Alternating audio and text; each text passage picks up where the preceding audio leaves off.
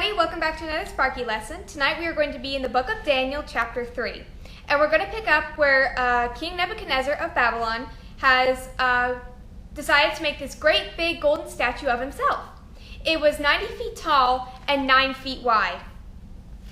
Now he called for all the governors, counselors, treasurers, all kinds of people to come and see this dedication of his statue. And he made a law where when the music began to play during this dedication, everybody would have to bow down and worship this golden image of himself. If they did not, they would be thrown into a furnace the same day.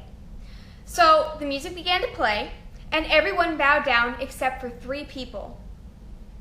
Now, some of the people who were there didn't really like this.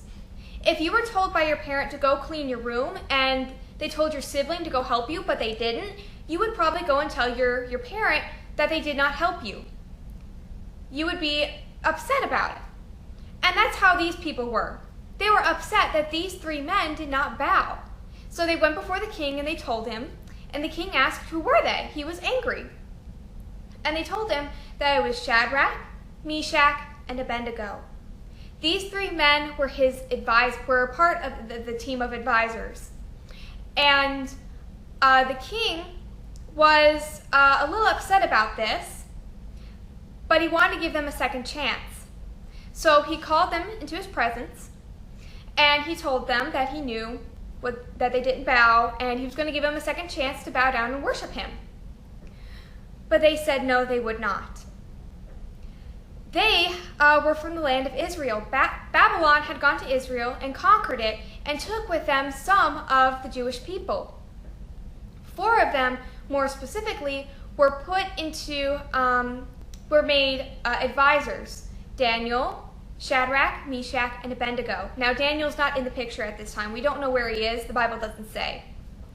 But they said they would not worship any of their gods, and they most certainly were not going to bow down and worship the king because they only served the one true God. This made the king very angry. This made Nebuchadnezzar very angry, and he demanded that the furnace be 7 times hotter.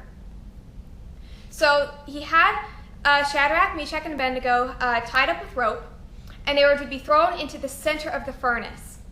The furnace was so hot that on the outside, the guards were standing on the outside. When they got too close, they actually died from the heat. So they were thrown into the center, and Nebuchadnezzar is looking inside. There was a hole, and he turns to his counselors and asks a very strange question. Did we not throw 3 men into the furnace? And they answered yes. Daniel chapter 3, verse 25. He answered and said, "Lo, I see 4 men loose, walking in the midst of the fire, and they have no hurt. And the form of the 4th is like the Son of God." 4 men walking around in the fire when only 3 were thrown in. Shadrach, Meshach, and Abednego had told the king that they were not afraid of the furnace because their God would deliver them from it if it was his will. The king called for Shadrach, Meshach, and Abednego to come out of that fire. And they did. Not a hair on their head was singed. Their clothes was not touched by any flames. They didn't even smell like smoke. If you've ever been camping, or at least near a campfire, and you smelled your clothes, it smelled like that campfire. They did not smell like that. Their clothes didn't smell like that. The only thing that burned off of them were the ropes. Nebuchadnezzar realized that the God they claimed to serve is real. This was faith. Shadrach, Meshach, and Abednego knew that God didn't have to deliver them from every bad thing that came their way, yet they still understood that God's way is best.